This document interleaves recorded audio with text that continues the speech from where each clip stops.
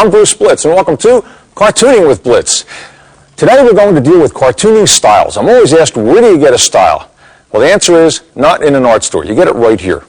And for our feature of the day, we'll be drawing a magical hat with all kinds of stuff flying out. It's a great way to add movement to your drawings. And for our doodle trick, wise cartoons. Why? Because we'll be drawing cartoons from the word owl. And owls are wise, right? Now, if you notice, I am wearing my Toon tie. That's Toon, T-U-N-E, not T-O-O-N, because it's got a keyboard on it, and I'm sitting at my keyboard because music and art are so closely related. And I'll show you what I mean. They all have different styles. Let's play some rock piano. Ready?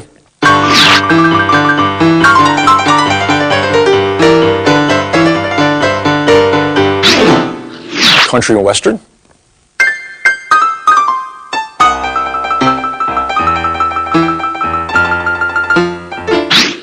Honky-tonk piano.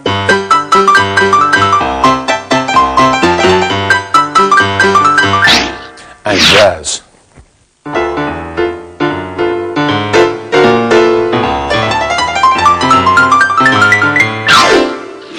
Classical music.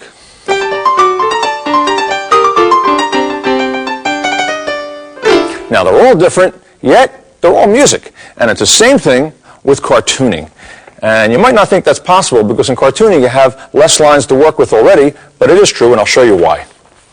Let's start by drawing the same type character, just a regular guy with a bow tie and a suit, but we're going to draw him with three different styles. I'm going to pencil it in, and I'm going to start with an oval up there and a long shape like this for his torso and some sticks for the legs.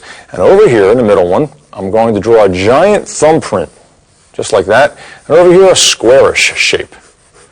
All right, now we'll go back to the guy on the left, and we'll start with his nose. Just a bubble nose like that, and a smile, and his eyes, eyebrows, and his ear, and some hair. Now, he's just going to be a regular-looking kind of guy here. And here's his bow tie. And let's see, we'll have his arm out like this. And he's wearing his suit jacket, and here's his hand going back. And here's his waist. And here's the other side of his suit jacket. Now his legs. Well, they're going to come down like this. And his feet, big feet, going in both directions. One out to the right, one to the left. And his other hand, arm and hand, we'll have him waving at us. How's that? Here's his thumb. Now, if you look at this guy, you've never really seen anybody like this walk down the street with these kind of proportions. However, he is somewhat realistic when you compare him to this guy. Now, I'll show you what I mean. Now, this character here is going to be a totally different style, and I'm going to cut that right here like that. I'm going to make a nose. Look at this nose. It takes up the whole shape. And a big smile, because this character is going to be a real stylized, wacky kind of cartoon style. And they use this a lot in animation. Because it's easy to animate sometimes. He's got like that real big face for expression. And here's his bow tie. And here's his jacket. See, all we did is just really divide that shape up a little bit. Nothing hanging off like on the first guy. And his arms, real skinny. And here's his left arm and his right arm. Well, let's have him waving again. And even his hands are kind of long and unrealistic. Now watch his legs. Now this is the interesting part. Kind of funny looking, ridiculous looking legs. And as I said, nothing like the first character. Totally unrealistic proportions. All right, now for this guy here, we started with a square shape. Now, just because he's square doesn't make it what's going to be different about him. What's going to be different is down here, his legs are real low to the ground. See this? And here's another style. And his feet, real small. And there's his waist up here. Here's his bow tie.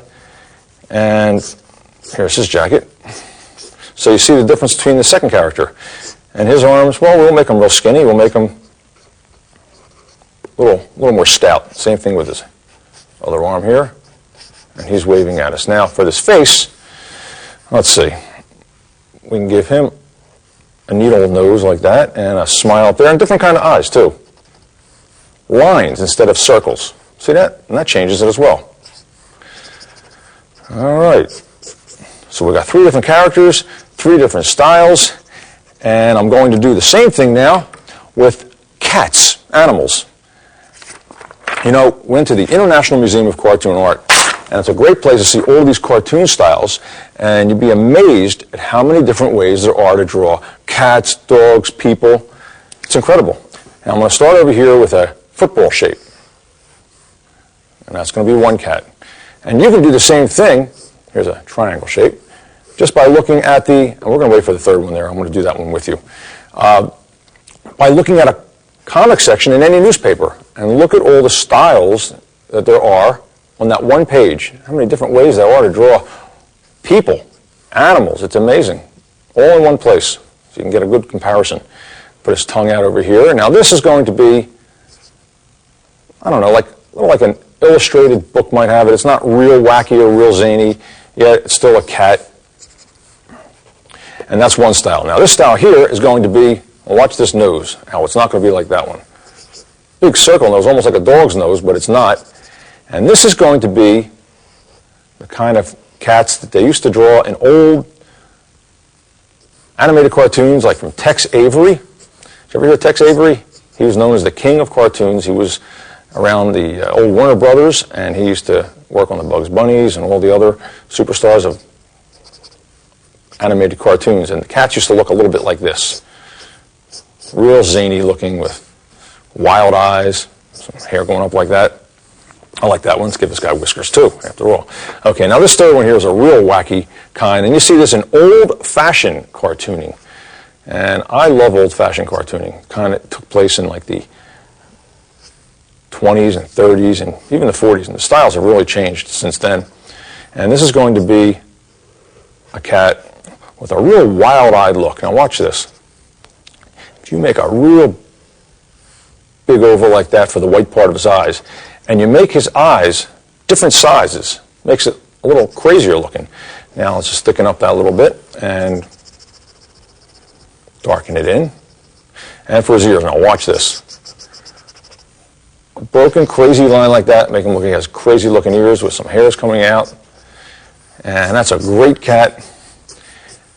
And I love that one. Now which style do you like? And you know, I'm always asked, where do you get a cartooning style, as I said before? And the answer is, you just sort of gravitate towards the style that you like automatically. We all did that. All cartoonists have started that way. And it's not like you're copying, because after a while, your own style will emerge all by itself, I guarantee it, if you keep at it. Now, it's time for the pun of the day. Okay, ready? What's this? Okay, looks like me, and you're close. It's Brusa Blica. That's Brusa Blica, you know. All right. Now, I'd like to talk about feet. Feet are funny, and feet are very important to your cartooning, and a lot of people make a couple mistakes with feet, and I want to show you how to avoid that. First, I'm going to draw a pant leg coming down like this, and there's the cuff, and they're checked. Okay. Now, here's the ankle, and here's the top of the shoe, and there it is, the ankle. Ready? Now watch. I'm going to draw a shoe. Here's the heel.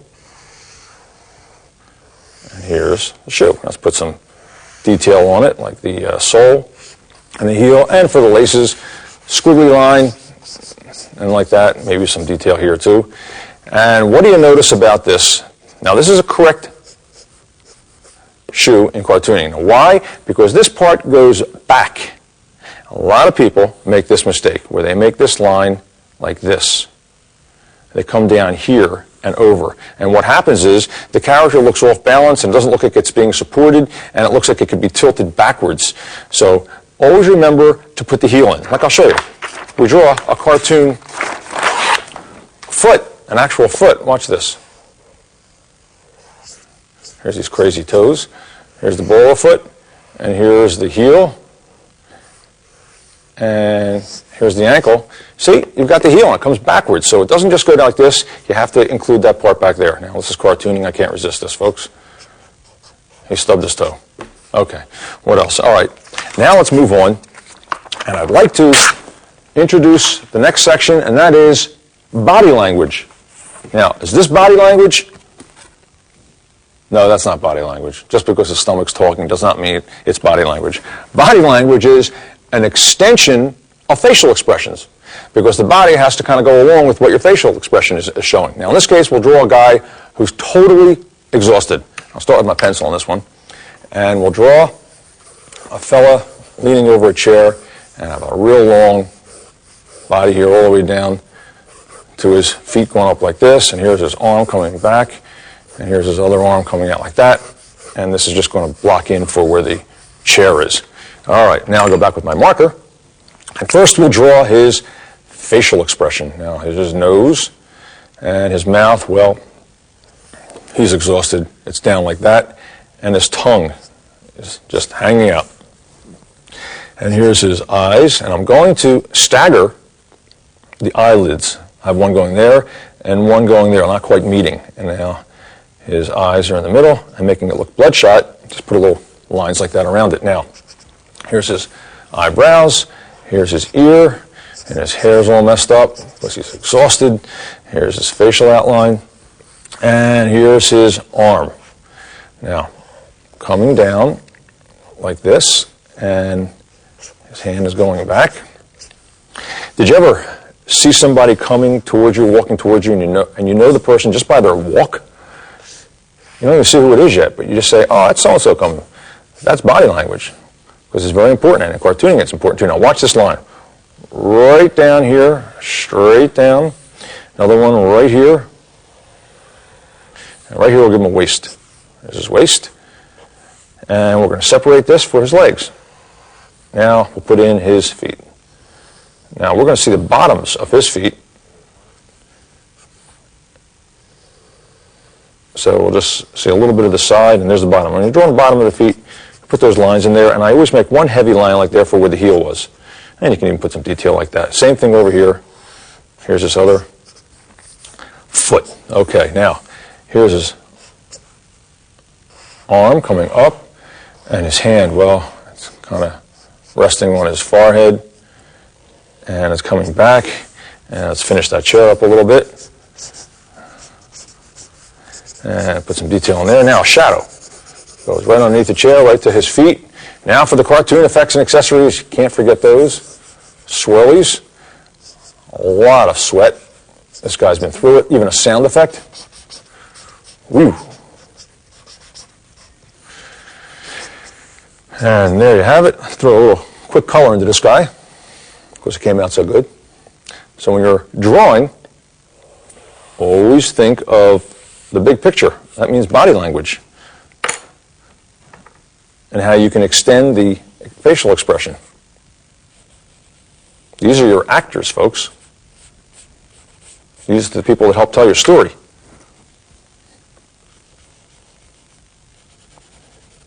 I see. What else we can give? Oh, I know. How about a purple shirt? I like that. So, with your style, keep at it and watch your style emerge all by itself. And because there are so many styles to choose from, you can pick the one that works just right for you. Now stay tuned for the feature of the day.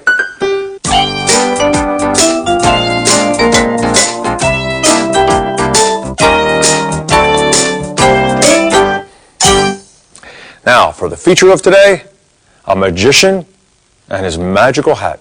Now, all you need for this feature is a push pin, a compass, and some paper, and you're ready to go. So let's draw the magician, and it starts with his giant bubble nose, just like that.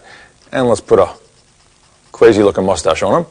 And his eyes, well, they're shut tight. And here's his neck, goes down, tapers down to a real pointy neck. He's a real wacky-looking character. And here's his bow tie, because he's wearing a tuxedo. All magicians wear tuxedos. I don't know why. And there's his hair. And let's see, here's his arm. Now, his arm is going to be holding the magical hat. So here's his arm, and here's his hand. His thumb, his finger, and there you go, down to his wrist. And here's the hat. Now, of course, the hat is upside down, because everything is coming out of the magical hat, which you'll see in a moment. Now, to make it look like a satin hat, real shiny, you leave that white gap down the center, and you make sideways strokes like that. Color that in. All right, now, he's wearing tails, and here's his legs, down here like that, and it's on his table. Those little tables that magicians always have, maybe with a little fringe down here,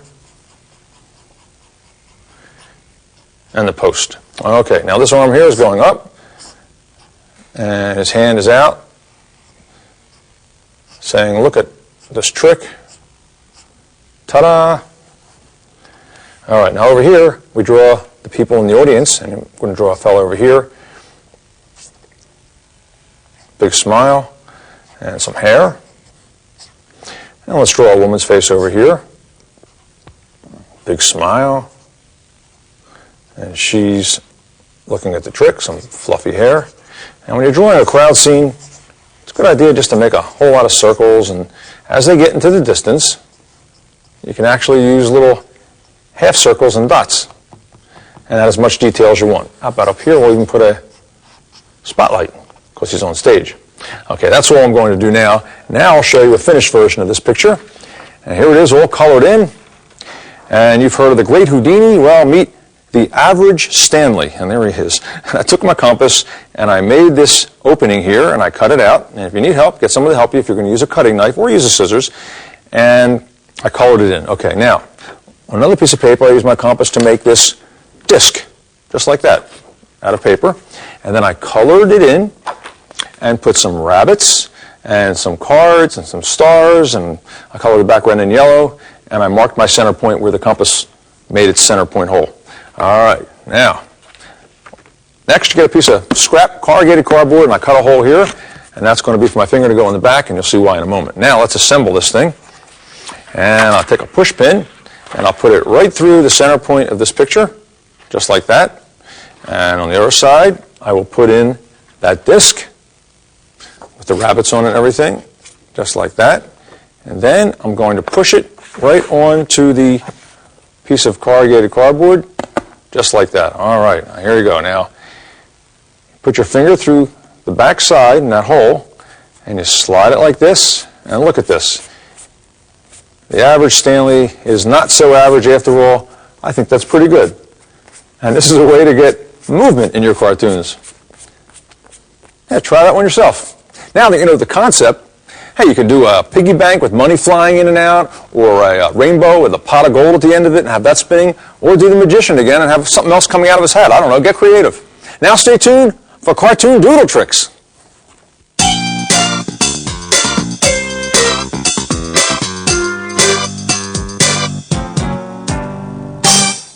Now, today's doodle tricks, do you remember in the beginning of the show I said we would do wise tunes? Cartoons from the word owl. And my friend stopped by. Hi, guys. How are you?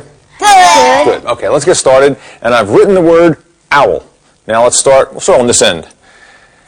So out of that L, let's see, make a line like that, and a curved line like that. And I'm going to make some eyes, and I'm going to draw an owl. Curved line there, and now some feet. 6. We'll give them 3 toes on each. I don't know if that's right, but this is Cartoon World, folks. And for his feathers up top and his ears, and some wings. There you go, like that. Okay, that's the first owl. Second one, right here, we'll make a circle. And this is going to be his beak, and this owl will be looking right at us. And we'll make these eyes a little bit sleepy by cutting that line right in half, that shape. And we'll have him one eyebrow down and one up like he's pondering something, because he's an owl and he's wise, right? Okay. Up top, same thing. His ears kind of go up like that. And now some wings. And we've got our second owl. All right, now over here. Watch this one. An ear, a nose, and a neck. I know what you're thinking. This does not look like the other ones. Let's darken this in. But you know what this is? This is a guy named Al who's got a toothache.